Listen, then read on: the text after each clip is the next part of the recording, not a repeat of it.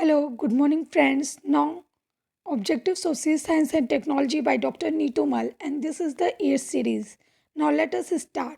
इस बार मैंने आपके लिए दो पार्ट में डिवाइड की हूँ. एक पार्ट जो है सीड इन्फोर्समेंट लॉ से रिलेटेड है और दूसरा सीड मल्टीप्लिकेशन रेशियो से रिलेटेड है. इस दो टॉपिक पे बेस मैंने टोटल क्वेश्चंस बनाए हैं और सीड लॉ इन्फोर्समेंट का मैं पूरा कवर की हूँ और कुछ एक दो क्वेश्चंस रिपीटेशन भी हैं जो आपको रिवाइज कराएंगे जो पहले सीरीज़ में कंप्लीट हो चुके हैं. Now let us start. सबसे पहले जैसे कि आपको पहले की सीरीज़ में मैं सीड एक्ट बता चुकी हूँ कि सीड एक्ट हमारा जो पास हुआ था वो था 1966 में. उसी के कंटिन्यूएशन में जब सीड एक्ट हमारा आ गया 1966 में, तो उसके बाद हमारा आया सीड रूल. सीड एक्ट आने के बाद सीड रूल आता है. सीड रूल आपका कब आया? ऑप्शन सी इज दैट 19 बनने के बाद रूल आता है. रूल बनने के बाद ऑर्डर्स आते हैं. तो रूल आपका आया 1968 में. Now coming to second question. Amendment of seed rule take place how many times? अब ये सीड रूल तो आ गया लेकिन इसमें भी कई बार कुछ ना कुछ अमेंडमेंट्स की ज़रूरत हुई और ये अमेंडमेंट्स आए. तो ये अमेंडमेंट कितनी बार हुआ ये आपको पता होना चाहिए. 68 में सीट रूल आ गया. फिर सीट रूल जो है ये फोर टाइम्स आपका अमेंड हुआ. फोर टाइम्स जिसमें कि सबसे पहले आपका 1972, देन 1973, देन 1974 एंड 1981. इस तरह से करके 4 बार सीड रूल का अमेंडमेंट हुआ. 4 टाइम्स सीड रूल के अमेंडमेंट्स हुए. Now coming to the next question, question number 3. फिर इसके बाद जब अमेंडमेंट्स हो गए तो सीड कंट्रोल ऑर्डर आया. ये सीड कंट्रोल ऑर्डर कब आया? 1981 के बाद ही आना था इसको भी आने में 2 साल लग गए. तो ये आया आपका 1983 में आपका सीड कंट्रोल ऑर्डर पास हुआ. सीड कंट्रोल ऑर्डर पास होने के बाद होता है new policy on seed development. New policy on seed development आपका कब आया? 1988. The answer is B, that is 1988. 1988 के बाद आपका जो नेक्स्ट होता है ये है plant fruits and seed order.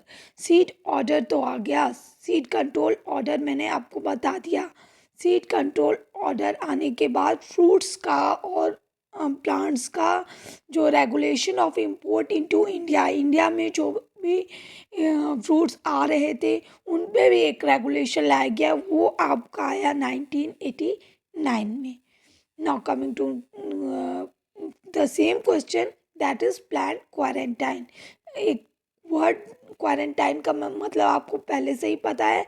पहले भी सीरीज़ में मैं आपको बता चुकी हूँ कि जब कोई भी इम्पोर्टेड मटेरियल इंडिया में आता है तो उसकी क्रॉस चेकिंग होती है और उसको आइसोलेट किया जाता है. इसी को प्लान क्वारंटाइन कहते हैं.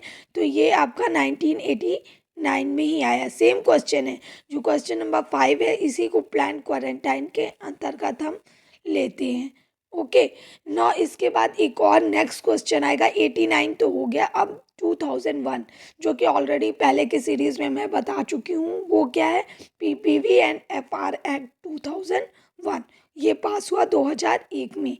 अब इसके पास होने के बाद आपका आया नेशनल सीड पॉलिसी.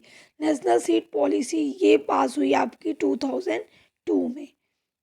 2002 में नेशनल सीड पॉलिसी पास हुई. नेशनल सीड पॉलिसी पास होने के बाद once again national seed policy was introduced in 2002. Option B. Now coming to the next question, seed bill. Seed bill was proposed in the year 2004. Seed bill was proposed in year 2004.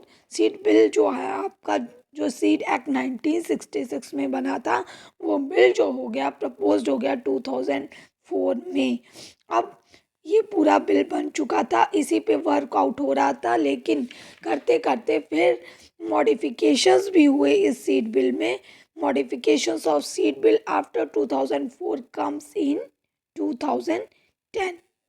अब इसमें भी कुछ loop holes थे, उस loop holes को मिटाने के लिए 2010 में फिर से इसमें सीड बिल 2004 में चेंजेस किए गए, जो कि 2010 सीड ड्राफ्ट बिल था. ठीक है, ड्राफ्ट. अब ये अगेन जब बिल पूरी तरह से पास हो जाएगा तब फिर इसके रूल्स होंगे, फिर ऑर्डर होगा.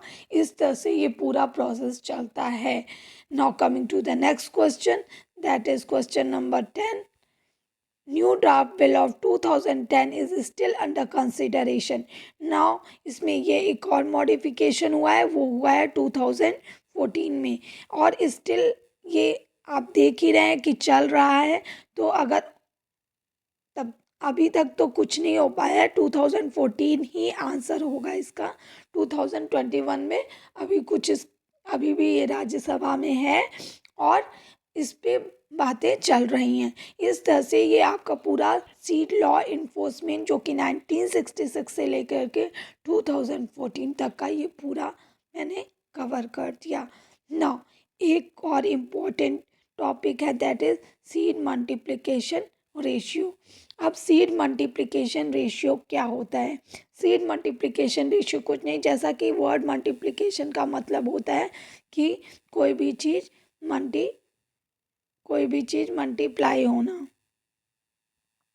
ठीक है, मतलब हमने एक सीड लिया, एक सीड को सो किया, तो उससे उससे कितने सीड मिले, कितने सीड मिले हार्वेस्टिंग के टाइम में. मीन्स सोइंग के टाइम में हमने एक सीड लिया, 1 सीड लिया, और हार्वेस्ट करने के टाइम पे हमें कितने सीड मिले. 100 भी मिल सकता, 200 भी मिल सकता. इसी को हम सीड मल्टीप्लिकेशन रेशियो कहते हैं. Means number of seeds to be produced from a single seed. एक सिंगल सीड से कितना नंबर ऑफ सीड, हम एक सिंगल सीड से कितने नंबर ऑफ सीड्स बनाते हैं, इसी को सीड मल्टीप्लिकेशन रेशियो कहते हैं. एक सीड से ढेर सारे सीड्स ही उत्पन्न होते हैं, इसलिए हम इसको सीड मल्टीप्लिकेशन रेशियो कहते हैं. ये आपको याद रखना होगा. वीट का होता है 1:20. जो सबसे कम है, सबसे पहले मैं वो चलूँगी. वीट का होता है 1:20. Now seed multiplication ratio of wheat is 1:20. Seed multiplication ratio of paddy and मीज, इन दोनों का अप्रॉक्सीमेटली सेम होता है. देखिए, सीड है तो हमेशा सेम तो रहेगा नहीं, ये एक रेंज होगी. तो पैडी और मेज की रेंज अप्रॉक्सीमेटली सेम है, और ये डेटा बदलता भी रहता है, लेकिन ये आपका लेटेस्ट डेटा है, और हो सकता है 2021 में न्यू डेटा आ जाए, तो डेटा पे आपको ध्यान देना होगा. लेकिन स्टिल अभी तक जो है 1:82, 1:100 है. ये on the basis of state and on the basis of India के बेसिस पे ये डेटा लिया जाता है. नेक्स्ट क्वेश्चन इज, पहले 20 बताया वीट का, वीट के बाद आता है पैडी मेज. धान मक्का का आपका एक बराबर है लगभग 80 से लेके 100 तक. फिर आपका आता है सॉरगम मस्टर्ड. सॉरगम और मस्टर्ड, जैसे कि मस्टर्ड छोटा छोटा सीड होता है और सॉरगम भी छोटा छोटा सीड होता है, तो इसका आप याद कर सकते हैं. इसका कितना हो जाएगा, 1:100. Now coming to the next question, that is question number 14. बाजरा. अब बाजरा का कितना होगा आपका, इसका 1:200. मस्टर्ड मस्टर्ड मस्टर्ड और सॉरगम से भी ज़्यादा होगा, दैट इज 200 सीड्स. नाउ एक क्वेश्चन जो कि थोड़ा हटके है, दैट इज कॉटन. कॉटन का कितना होगा, 1:50. सॉरी, कॉटन का 1:50 होगा. This is, oh sorry, cotton is 1:50. This is all about seed law enforcement and seed multiplication ratio of 15 questions. Hopefully आपको समझ में आए हों. Thank you and have a nice day.